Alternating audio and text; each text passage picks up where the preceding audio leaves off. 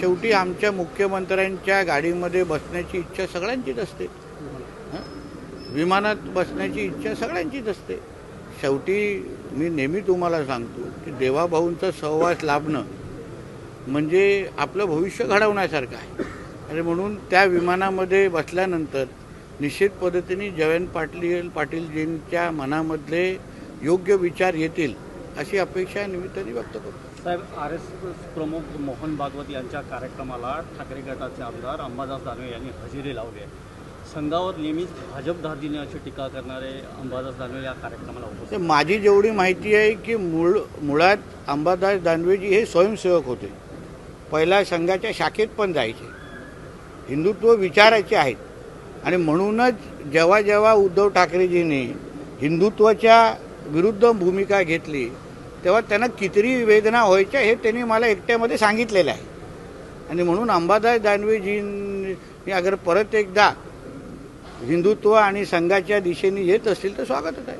मनोज जरांगे पाटील यांनी सरकारला एक इशारा दिला की मी समाजासाठी जीव देऊ शकतो तर जीव घेऊ शकतो. बघा, एक लक्षात घ्या, मनोज जरांगे पाटील हे मराठा समाजामध्येच्या बाबतीमध्ये जे प्रमाणपत्र आहेत त्या बाबतीमध्ये काही विषय मांडतायत, ते चूक नाही आहे, त्यांची चूक नाही आहे. कारण का शेवटी मीही मराठा समाजाचा आहे. माझ्या समाजामध्ये अगर कुठल्याही तरुण तरुणीवर अगर अन्याय होत असेल तर मीही पेटून उठणार.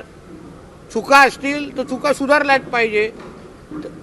त्या प्रक्रियेमधले कुठल्याही अधिकाऱ्यांनी अगर त्यांच्या चुकांमुळे अगर आमच्या मराठा समाजाच्या मुलामुलींचं अगर नुकसान होत असेल तर मनोज जरांगेजीच्या अगोदर मीच त्या लोकांचा कार्यक्रम करीन, एक लक्षात घ्या. आणि म्हणून मनोज जरांगे पाटील जे भांडतायत, भूमिका घेत आहेत, ते समाज हिताचे आहे. फक्त मी समाज बांधव म्हणून त्यांना एक विनंती करणार आहे किंवा एक आवाहन करीन की त्यांची भाषा किंवा ज्या पद्धतीने ते भारतीय जनता पक्षाच्या प्रमुख आमच्या नेत्यांच्या संदर्भात जी भाषा वापरत आहे ती चुकीची आहे.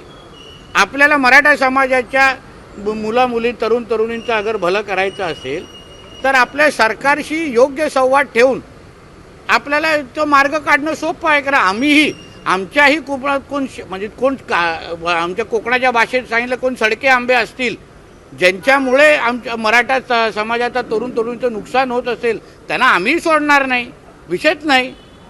पण त्या निमित्ताने बावनकुळेजींबद्दल विरोधात बोलणं, त्यामुळे अन्य आमच्या प्रमुख नेत्यांबद्दल विरोधात बोलणं, त्याच्यामुळे विषय भरकटतो आहे. म्हणून मनोज जरांगेजींना सांगेन, मुद्दा बरोबर आहे. तुम्ही कुठल्याही पद्धतीचा अन्याय मराठा समाजाच्या मुलं मुलींवर झाला असेल तर तुमच्या खांद्याला खांदा उभं राहून नितेश राणे त्या अधिकाऱ्याच्या विरोधात भूमिका घेणं किंवा ना त्याचा कार्यक्रम करायसाठी मी तयार आहे. फक्त त्या भाषेच्या संदर्भात जे भाषा ते वापरतायत त्याबद्दल त्यांनी विचार करा. शरद पवारांचे 8 खासदार सुप्रिया सुळे यांच्या नेतृत्वात भेट घेतली. नाही, पण शेवटी पंतप्रधानांना भेटणं ह्याच्यामध्ये काही चूक नाही. आदित्य ठाकरे पण विधानसभेच्या काळात विधानसभा सुरू तेव्हा कित्येकदा देवेंद्र फडणवीसांना येऊन भेटतात, साहेबांना येऊन भेटतात, कामं घेऊन येतात, निवेदनं. शेवटी देशाचे पंतप्रधान आहेत. खासदार म्हणून अगर त्यांना कुठले प्रश्न सोडवायचे असतील तर आदरणीय पंतप्रधानांकडे जायला लागेल.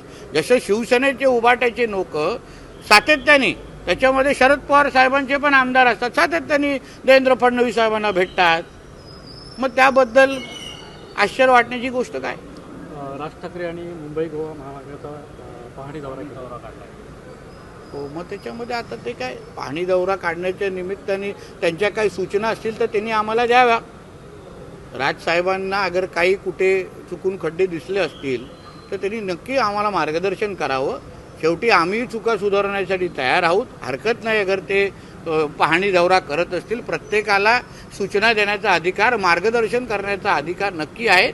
आमच्या सिंधुदुर्गात पण येण्याचं मी त्यांना आमंत्रण देतो, कारण आमच्या इथे कुठेही त्यांना ना खड्डा भेटणार ना काही तक्रार भेटणार.